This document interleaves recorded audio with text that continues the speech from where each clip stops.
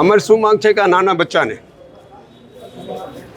કુંવર હત્યા થઈ અને આ નિશાળમાં જે થઈ છે એમ અવારનવાર થતી જ હોય, પણ આ નાનું બાચ્ચું ભણતો હોય અને આ છોકરો પહેલા ટાઈમ છરી કે ગમે નાનું લઈને પીણતો હતો, એની લાપરવાહીની હિસાબે આ બનાવ બન્યો છે. અમે સમસ્ત સિંધી સમાજ એકત્ર થઈને ઇન્સાફ માગીએ. જીવ દોષિતો હોય એને દોષીઓને સજા મળવી જોઈએ. કોઈ પણ રીતે જે એમાં સંકળાયેલો હોય, સ્ટાફ હોય યા એના છોકરા વાલીઓ, એની એક પુકાર છે કે આમાં સિંધી સમક્ષ અમને ન્યાય મળવું જોઈએ. અમે એ ઈચ્છા છે, બસ બીજો કાંઈ નથી. અમારે શાંતિપૂર્વક અમારી ઈચ્છા એ છે કે આને સખ્તમાં સખ્ત મળવા જોઈએ. આજ 2-3 દીથી બધી સમક્ષ સિંધી સમાજ એકત્ર થયો છે.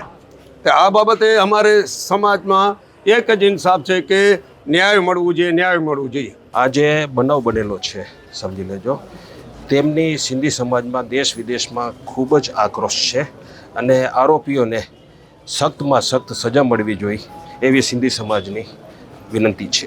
કેવો પ્રકારનો કાર્યક્રમ અમારે આવેદનપત્ર આપવાનો હતો, મામલતદાર સાહેબને આવેદનપત્ર આપવાનો હતો, એટલે અમે આવેદનપત્ર આપવા આવેલા.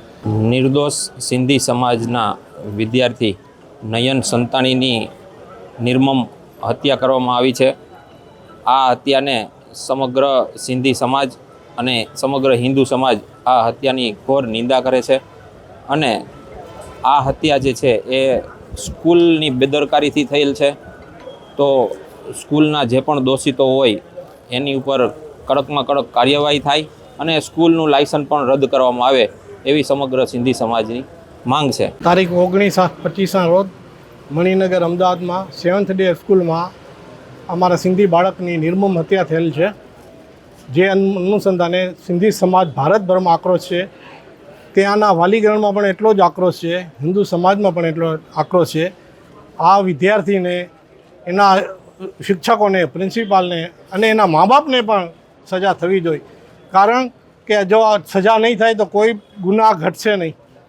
ગુનાહ ઘટાડવા માટે સજા જરૂરી છે. અમારી એક જ માંગ છે કે સજા થવી જોઈએ, તો જ સિંધી સમાજને શાંતિ મળશે. આરોપી કેવા પ્રકારની કાર્યવાહી? આરોપીને સજા થવી જોઈએ. સજા જજનું કામ છે, પણ એને કડકમાં કડક સજા થવી જોઈએ.